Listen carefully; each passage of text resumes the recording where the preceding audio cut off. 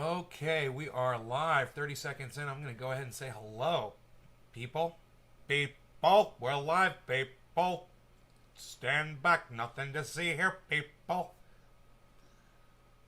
Keep on moving here, people. Nothing to see here, people. It doesn't look like the chat's loading, so I'm going to go ahead and reload the chat. This happens from time to time. I got my eye on the grow there, and it's a lot of alarms going off outside. There's a little bit of wind, but there might be some gusts that are causing that.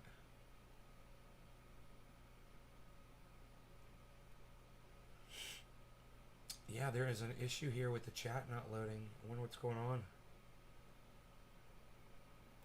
Let's click the reload button. Huh.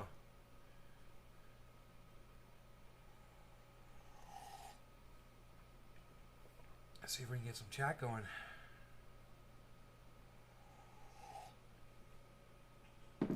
Still not loading. Let's try again. Huh. This is weird. It's almost like the chat server's down. Oh, there it goes. It's just a connection issue on the old browser.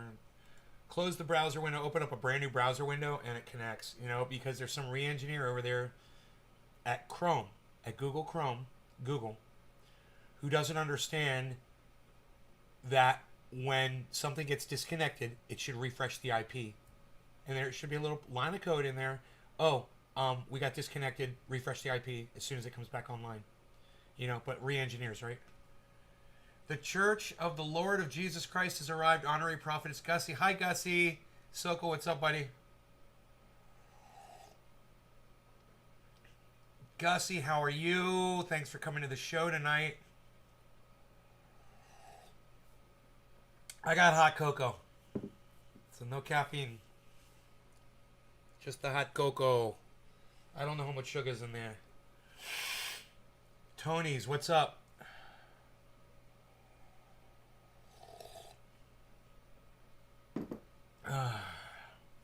You love the show.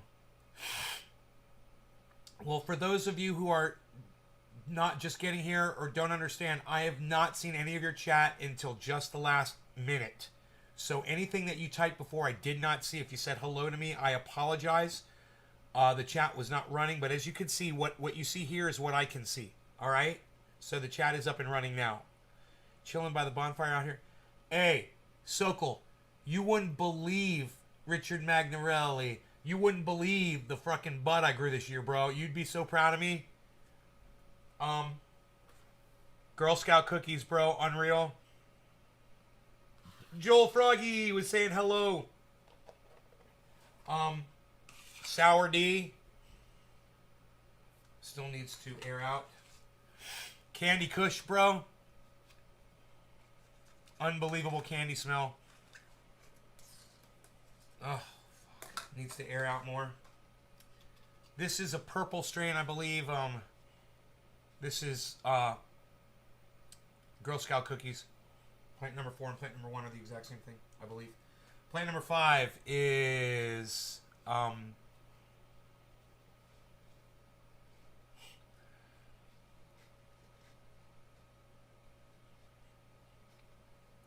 plant number 5.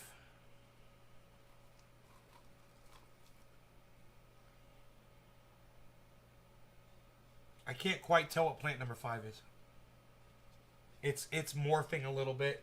And then plant number 6 is wedding cake. Crazy wedding cake. Crazy. Like White Widow terps on it. White Widow freaking trichomes on it. Oh, Sokol, that sucks, bro. Ugh.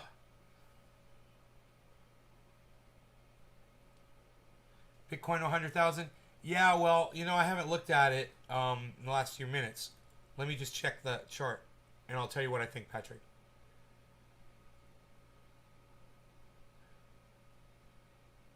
Margie. Oh, thank you for not listening to music tonight. You know, you might learn something tonight. My mom is supposed to take care of the crop, but didn't cover them during the rainstorm and they snapped. Oh, God.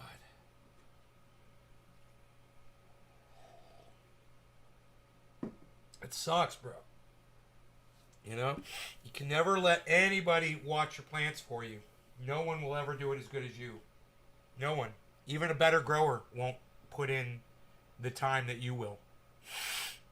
You can't ever leave a grow. What have you been up to? Growing. I can't leave my grow, as we're talking about. I'm basically just kind of stuck here.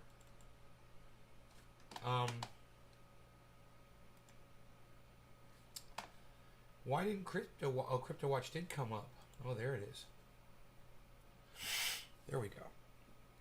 All right. Wow, dude, it's about to hit 58. Are you fucking kidding me? It already got up to 58.5 today? And now it's kind of working its way down. It's at 57.9, guys. 57.995. 999 times. 992, 991, 986. Oh, man, maybe it'll go back up. That's fucking crazy. It was just peaking, bro. It was just peaking a few minutes ago, man. Oh, shit. Yeah, a couple hours ago, actually.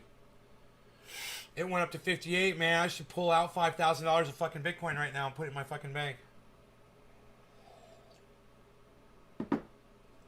You know? I grow at my house. Yeah, you know, if you don't grow at your house, you're just looking to get ripped off. You know? If you don't grow at your house, you're just waiting to get ripped off. Anybody I know that ever either Gorilla grew or grew somewhere else and they weren't living there on the premises, they got ripped off. They just wait for you to leave, man. That's all they got to do. Somebody wants to rip you off and they just watch you a day or two and they see you in and out, in and out.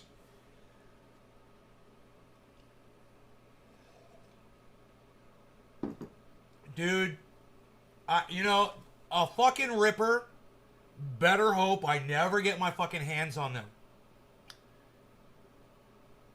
If I ever catch someone that rips plants,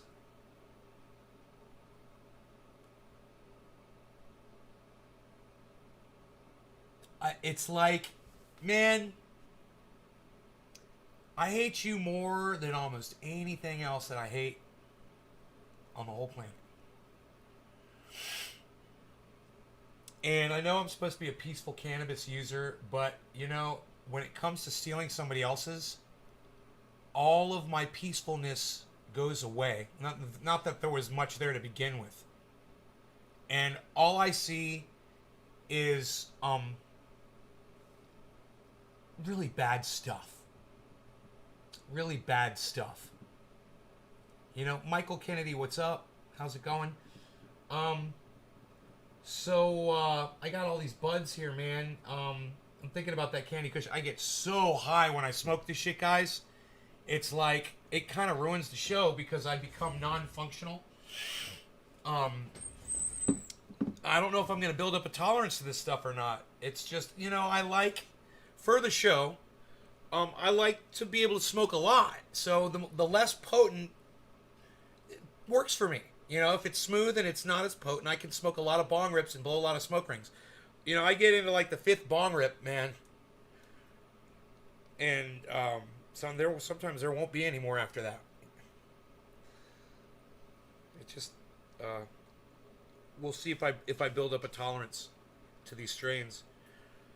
Because I never built up a tolerance to True Black. That one just became kind of worthless to me. I mean, if you're okay being a zombie all day, or you're just so amped up that you need that, you know, I can understand it. It'd work. That would definitely be the one I would recommend. Anyhow, I'm looking at Candy Kush right now. That's the one I'm looking at. I've got a nice cured bud here. It's all ready to go. This one already. My cat is already back. Are you back? Okay. Come on in, mister. Come on in. Hi. I know, but there is food for you, just so you know. There's food for you, buddy. So I was in the living room cleaning the living room today, man. I was in there dusting, and I did a really nice job. I got the computer all nice and lined up, and I got everything dusted on the shelves and everything put back in place, and it's nice and organized in that living room. It's really nice, man. You know, it's nice to have it all nice and clean. And I was just kind of thinking about, you know, I, I don't know if I shared the Andy Kaufman video that I was watching, but I watched an Andy Kaufman video when he appeared on David Letterman right after he had quit Taxi. And for those of you who are my age, you're going to remember when Andy Kaufman was wrestling women and he was just basically getting into a lot of trouble socially, you know, in the public's eye. And everyone thought he was just losing his mind, but he was basically just doing method comedy. He was doing experimental comedy.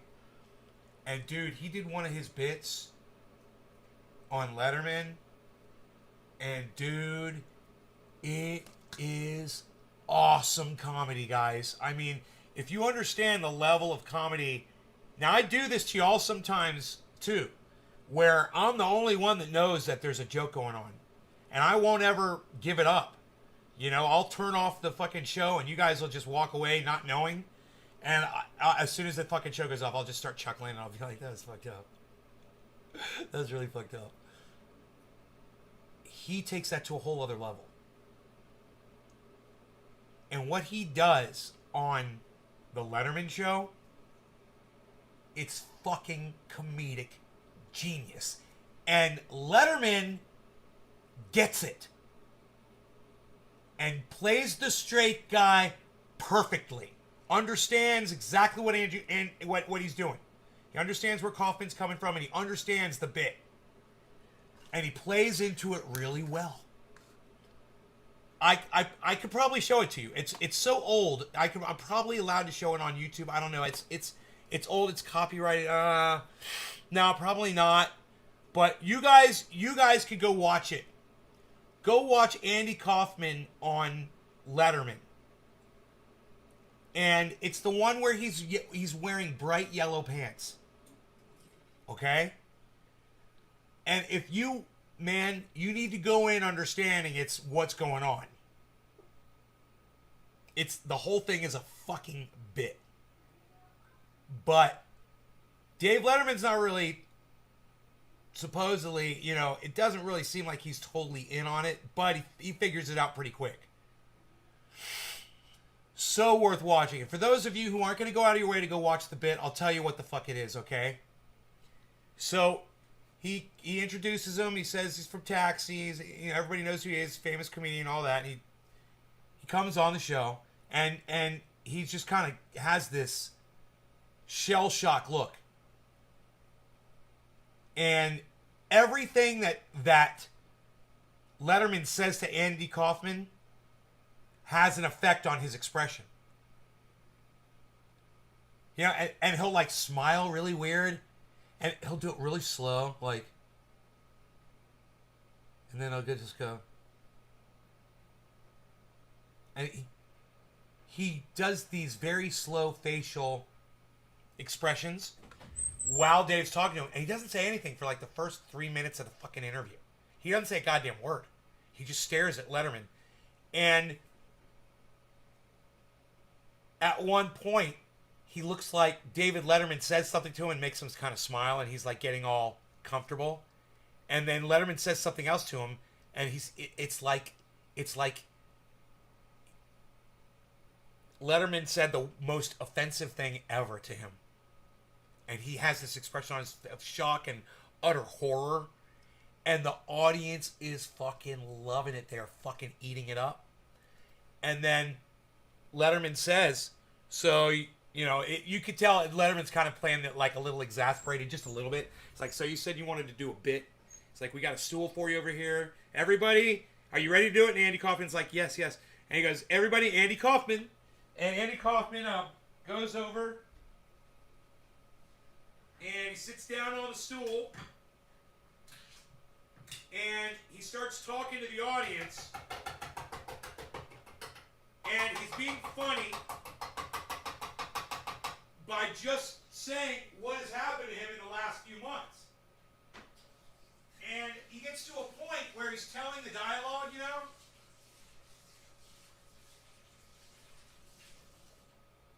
and the audience is chuckling, and he's getting serious. He starts talking about his wife, and that, you know, he stops, and he looks at the audience, and he goes, I know you guys think this is funny, but I really need for you guys to be serious right now because I'm not trying to be funny.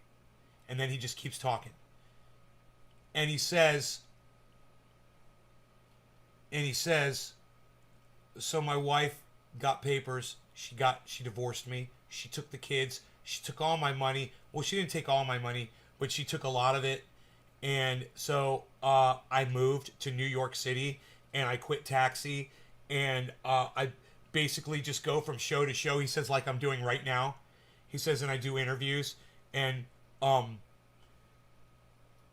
he just fucking stares at the audience, and he gives them this really long look, and he says,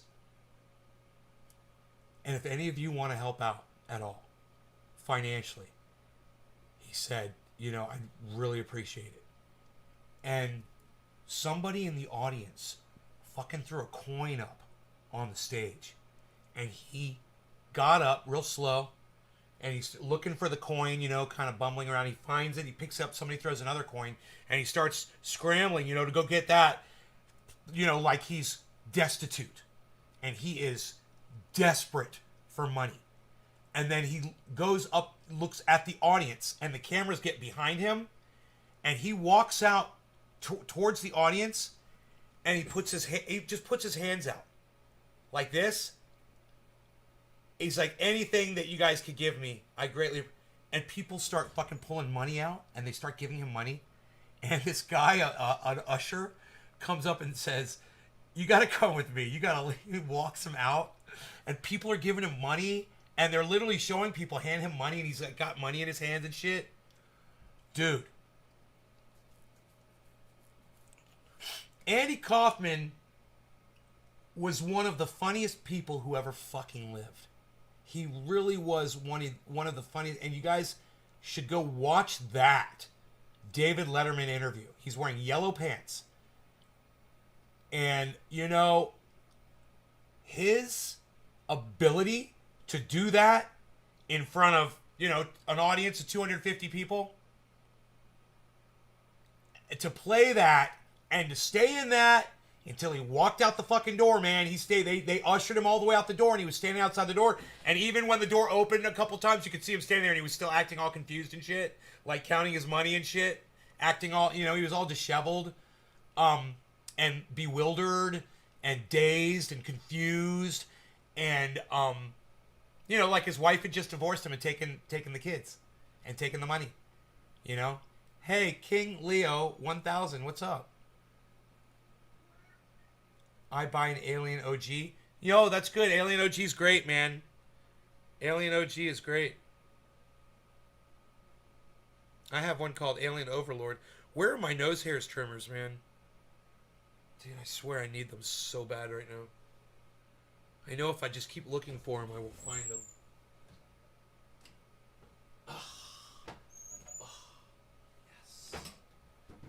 Yes. Yes. Check this out, guys. It's only gonna be a second. Did they try to count your plans with the helicopter? They just threw out, no. They come on foot? Oh! How many people? Whew, God, man, I hope that worked. The good old nose hair trimmer.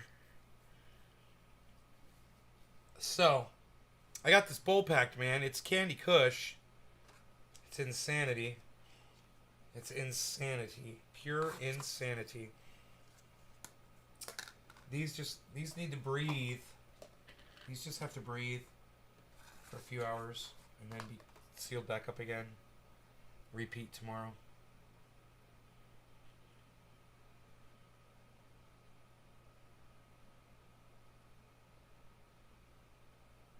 Queen of Hearts, Purple Punch.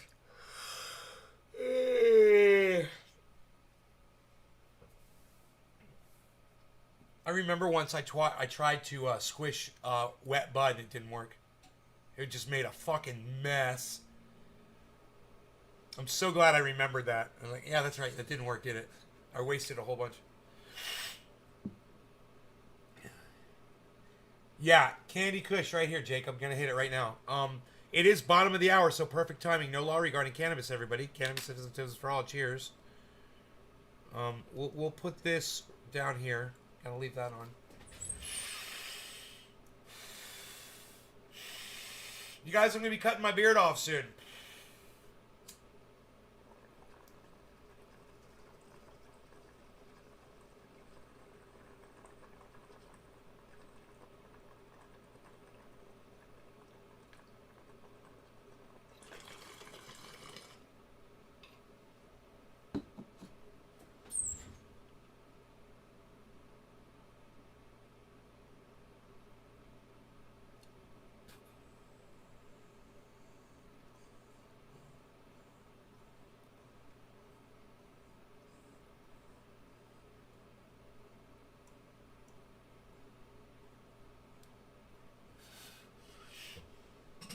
Yeah, I'm gonna cut my beard off. I'm gonna turn it into an NFT. I'm gonna have it braided. I'm gonna cut it off on the live stream and auction it off for charity.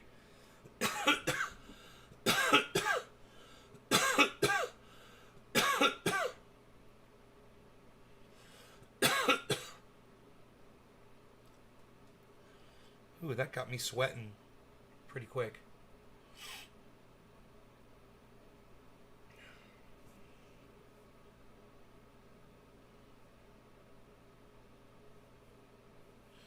Okay, so, what else is going on? I was watching H.A. Goodman tonight. He was putting on a great podcast, as usual. I asked him a great question. I said, do you think that Donald Trump meddled in the election when he tried to call Georgia? And he was like, I think Trump was trying to see if everything was legit. And I was like, no, he wasn't. It's funny, I fucking said, I was like, ha ha ha. I was like, sure, S-U-U-U-U-U-U-U-U-U-U-R-E. Sure he was. Like that.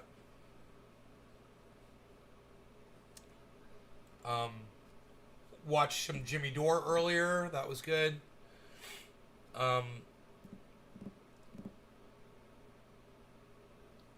Let's watch this secular talk. I've never heard what Dave Chappelle said about the trans.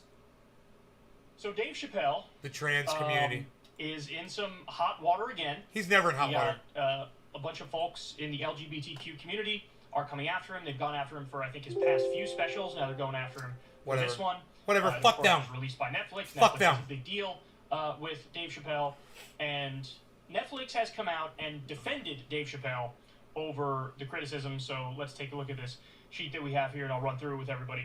Netflix suspends trans employee who tweeted about Dave Chappelle special. Internally, trans employees and allies are asking executives tough questions about the line between commentary and hate. So bear with me, I'm going to go through all this because it's all really important. Netflix has suspended a trans employee who tweeted about Dave Chappelle's comedy special, The Closer. In the stand-up set, which was released on October 5th, Chappelle doubles down on his jokes about the LGBTQ groups. The next day, Netflix software engineer Tara Field tweeted about Chappelle, writing that the comedian attacks the trans community and the very validity of transness in the special. So Tara Field said this: I work at Netflix. Yesterday we launched another Chappelle special where he attacks the trans community and the very validity of transness, all while trying to pit us against other marginalized groups. You're going to hear a lot of talk about offense. We are not offended. And then there's a long thread from there.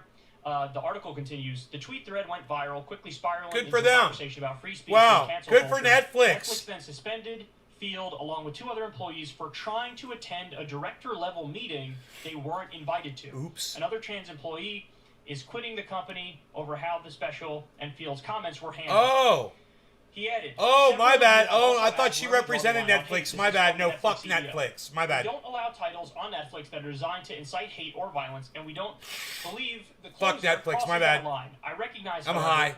that distinguishing between commentary and harm is hard, especially with stand-up comedy, which which exists to push boundaries. Some people find the art of stand-up to be mean-spirited, but our members enjoy it, and it's an important part of our content offering. The Trans Employee Resource Group at Netflix has been meeting with executives for years to try and educate them about the impact of transphobic content, according to a current employee. When Netflix bought the movie Girl, about a 15-year-old ballet dancer preparing for gender confirmation surgery, it sparked multiple internal conversations about cisgender directors creating content about trans people.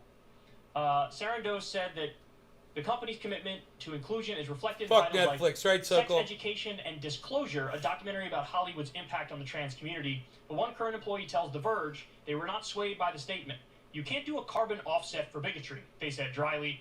Disclosure director Sam Feder also tweeted that Netflix rented the documentary for half of what it cost to make it. Okay, so I just wanted to give you basically the entire article, or the overwhelming majority of the article, because I wanted you to get a sense of not just what the headlines say, but what the actual substance is, and the different layers of complexity involved in this conversation. So, what's my overall takeaway? Well, up front, I think there are two very simple, straightforward conclusions that I haven't really heard anybody else echo.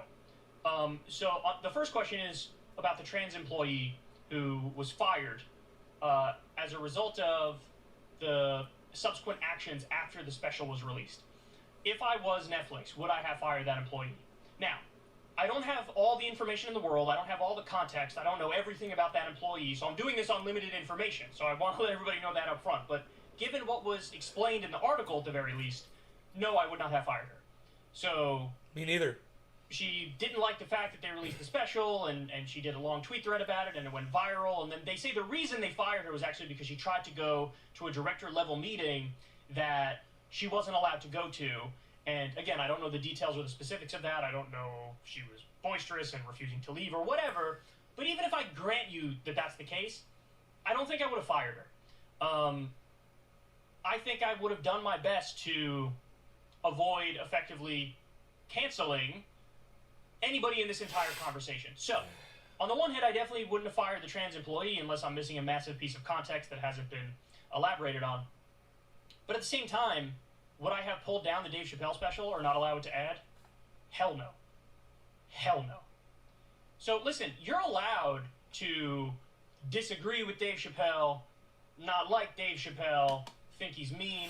You're even allowed to think he's bigoted and transphobic. What you're most definitely not allowed to do is say, since I don't like it, nobody's allowed to see it, pull it down. Now, you could turn around and say, well, Kyle, hold on now, you're not trans, so who are you to talk about those issues? We can talk about any issue we want. Anyone could talk about any fucking issue they want, no matter who they are. Think about it. That's the dumbest thing I've ever fucking heard. Some of the best pieces of art have wildly racist and bigoted and controversial and homophobic things in it. And I'm not breaking news here to anybody. It's almost universally acknowledged, for example, that The Sopranos is one of the best TV shows of all time. Now, they have... Go back and watch it. There are insanely racist moments in it. Like, jaw-dropping racist moments in it, where Tony's throwing around the N-word and saying they got no work ethic, and us Italians have the amazing work ethic. Hey, what do you know? Look at Mama Spaghetti. And so if some African-American rights groups came out and said, well, pull it down because we don't like it, would everybody be like, oh, yeah, we have to defer always to anybody who makes a complaint? No! Again, you're allowed to dislike Seymour, it. what's You're allowed up? to hate it. You're allowed to write a 1,000-word article explaining why you think it's the devil. What you're not allowed to do is say nobody else is allowed to enjoy it because I don't like it. Some very classic movies, like the core of it is very controversial, very outdated. I'm very bigoted stuff. AJF. See, what people need to understand is, in the realm of art, it gets a total pass. Now, listen. Yes, there are it certain does. It's caveats, fucking and art. asterisks. It's comedy. Like, if the whole intent, if the whole purpose is, I'm going to be a bigoted asshole, and there is no, like, artistic level to it, well, then that's different. So, in other words, if Netflix released a special entitled The KKK Was Right, Well, no. something like that, well, that's totally different, because the... No, there's that guy, I can't think of his fucking name. He's a kind of a country folksy singer, and he just sings racist fucking garbage. He's a fucking piece of shit. But it's art, and he can basically sing about whatever the fuck he wants, man. You know. Intent is not artistic. The intent is let's be giant assholes. And in that instance, I'd say, yeah, I see why you wouldn't want that up there. You wouldn't want some neo-Nazi. I mean, think about fucking South Park.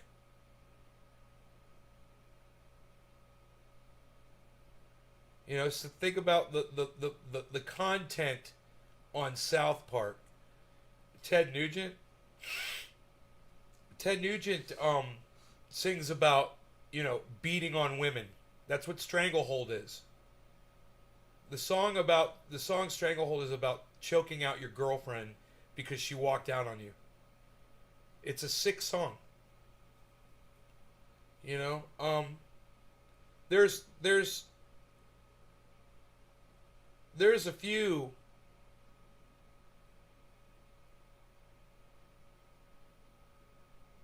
Yeah. You know, giving a speech to rile people up or what. Like, I get that. But if the intent is artistic, no matter how clunky or bad or wrong you think it is, you art. gotta leave it up. Yeah, it's art. Jokes get a full pass, movies get a He's full right. pass. I music agree gets a with full him pass. on this. I mean, it's amazing to me that I have to even say these things. Now, I want to be fair and I want to be clear. It's no longer the case. Plenty of, Look, Kyle Kalinske says this, guys, and it no longer matters because that is not the way it is anymore. There's so much material, art, information, education, just podcasting type stuff, whatever, that is completely hidden from the public view. trans people who are saying, no, I'm not saying Netflix should pull it down. I'm not saying that at all. But here are my criticisms of the Chappelle special. Now, to those people, I say, wonderful. That's great. And by the way, I might agree with some of those criticisms. Now, I'm biased. I happen to love Dave Chappelle. Chappelle Show was classic. I think he's one of the greatest comedians of all time. He is. So I am biased. But having said that, he is the greatest comedian I watched this special. Not his best work. You know, the problem to me is, first of all, is like his second, third, or third special where he's like obsessed with this issue. Right. And the other thing look, is... Look. Kyle Kalinske makes a great point. Dave Chappelle does talk about the LGBTQ community at length. He makes a lot of jokes about them. And there's no need for it. And who knows what his intent is for doing that, or if it is really just him running out of things to talk about and it's the only thing he thinks is funny now. But whatever it is, you know, do you want to judge Dave Chappelle by the content? He's making you fucking laugh. Now, he says not his best stuff. Dave Chappelle has put out some fantastic shit. That's a very high bar to meet. So, you know, he doesn't have to put out his best shit. He's working. He's a comic. And if he's lost the spark, no big deal. You know, Kyle Kalinske lost his spark a long time ago, too. I mean, look at his fucking Forrest Gump haircut. What the fuck is he doing? What an idiot, man. Is that what fucking, is that how Crystal tells you to cut your hair because she told fucking dipshit Sagar to do the same fucking thing? Like, it's getting preachy now. That's for comedy, and comedians will tell you this, the comedy has to come first. Being funny has to come first. Any other underlying political point or whatever has to come second. And Chappelle's sort of flipping it a little bit. Now, there were funny moments in the special, of course, where I was laughing, but a lot of it I'm just watching going, it's a little preachy.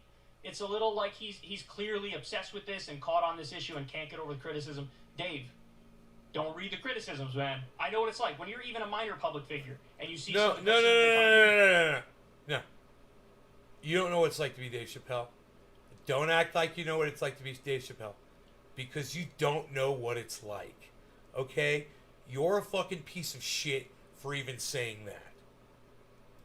You start losing your mind. Just don't read the criticisms. So I do have criticisms of the special. I do think it was too preachy. It's definitely not his best work. However, having said that, you enjoyed it? You got to keep it up. You got to allow people to watch it. You got to allow people to come away with different opinions. And again, to the people in the trans community who criticized him and said, hey, here's where you're wrong, a lot of the arguments are like, your jokes are just stale at this point. Like, we've heard these same trans jokes repackaged 4 or 5 times over. Like, we got it. Next, come up with some new material. Just give me not shitty material. If that's your criticism, totally fine. Again, the only area where I draw the line is don't tell people, well, you got to pull it down because I don't like it, or that person's feelings are hurt, or it's bigotry, or whatever it might be. So, I think I've seen... have any of you seen the Dave Chappelle special? Because I have not. Let me know if you've seen the new Dave Chappelle special that everybody's talking about. A decent amount of commentary on this. I've read a decent number of articles on this. I haven't heard anybody say what I just said. Don't fire the trans employee, because that would effectively be canceling her, based on the facts that we have, to be clear. But also, no, don't pull down the Dave Chappelle special. I wouldn't pull it down at all. And, you know, when you're making jokes about marginalized communities, you do have to come correct. You know what I mean? Because I get why there's this knee-jerk reaction of like, well, fuck you. Because, yeah, trans people have it rough, man. I mean, it's still, like, gayness is largely more or less accepted in the U.S. now, but when it comes to trans issues, you do get the sense that there hasn't really caught up yet where everybody accepts it, acknowledges it, understands it. And so, like, for example, we don't have anti-discrimination protections for trans people on the books. So, in theory, a business could fire somebody and just say, I'm uncomfortable with you because you're trans, so I'm going to fire you because you're trans. And that'd be totally legal. Wow. So there's an area where, like, they have a rough go of it. And I'm sure there are a lot of businesses that won't hire people because they're trans and they don't understand it and they think it's weird, and so they think, maybe that'll affect their work ethic or whatever. So they have the community is facing real issues, and those real issues need to be addressed and need to be solved. I would pass anti-discrimination protections today for the trans community. So I'm in favor of trans rights across the board. What I'm not in favor of is authoritarian attempts to pull down art because art can be offensive or controversial or bigoted or wrong or whatever. Full pass when it comes to artistic stuff, even if it's like... Quarter of the hour, no longer going to exception get him. I make is Just the whole throw point cheers, is everybody. bigotry. That wasn't the case with Chappelle. Smoke clearly along has with me, feelings about people. the stuff that are Smoke along with complicated me, and nuanced, people. and he certainly doesn't view himself as a transphobe, and he's trying to, like, explain himself desperately. I've been there, man. Again, when you're a public figure and you get criticism and you think it's unfair, you sort of, like, can get obsessed with it, and that's clearly what happened to Dave Chappelle. So I just hope that the thing stays up, the special stays up. I hope Netflix hires back the trans person who was fired, and I hope that maybe we get some new and fresh material that's not as questionable as this one is.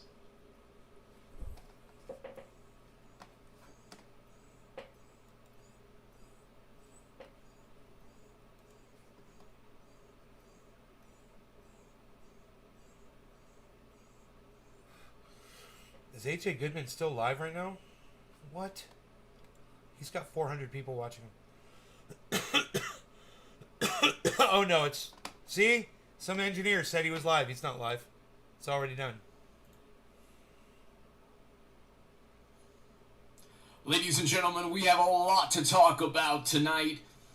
The National Security Advisor, Biden's National Security Advisor, Jake Sullivan, might have lied under oath. He might have given testimony that was false, deliberately false, intentionally misleading.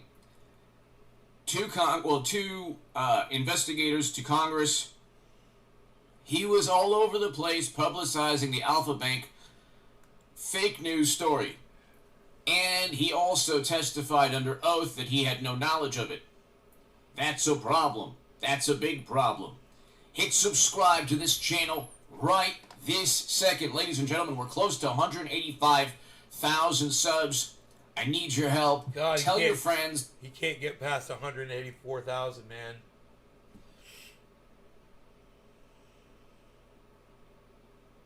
NASA mission will crash craft to redirect asteroid.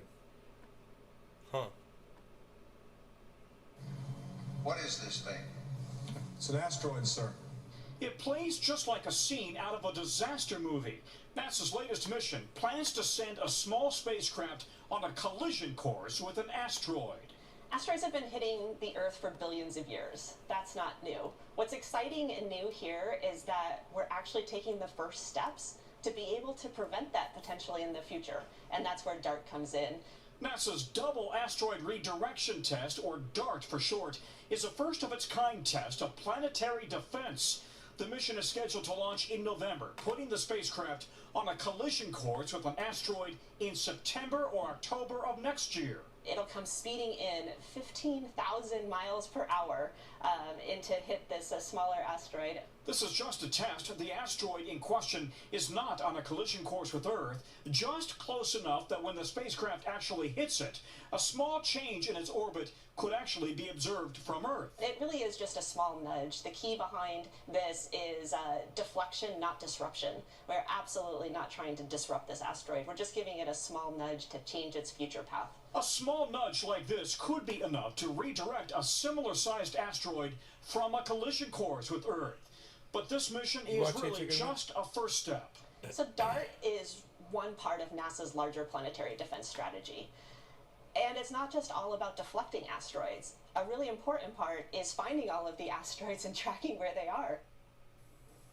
Tom Costello joins us now. Tom, this is just so fascinating, but the asteroid is relatively small. I think it's only about 160 meters in diameter. So how does NASA plan on hitting such a small target with their spacecraft?